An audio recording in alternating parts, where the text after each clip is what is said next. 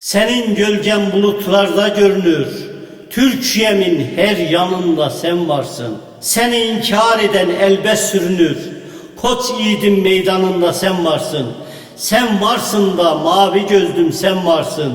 Sen varsın da sarı saçlım sen varsın.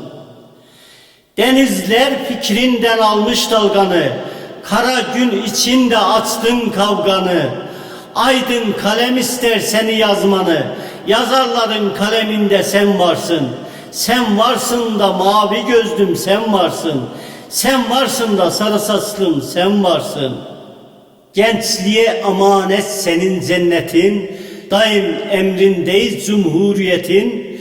Şairler şairi Nazım Hikmet'in. Şiirinde romanında sen varsın. Sen varsın da sarı saçlım sen varsın. Sen varsın da mavi gözlüm sen varsın. Senin kaleminde yazılır eser. Kara cahil karanlıkta kin kusar. Demek ki İsrafil seyyiati susar.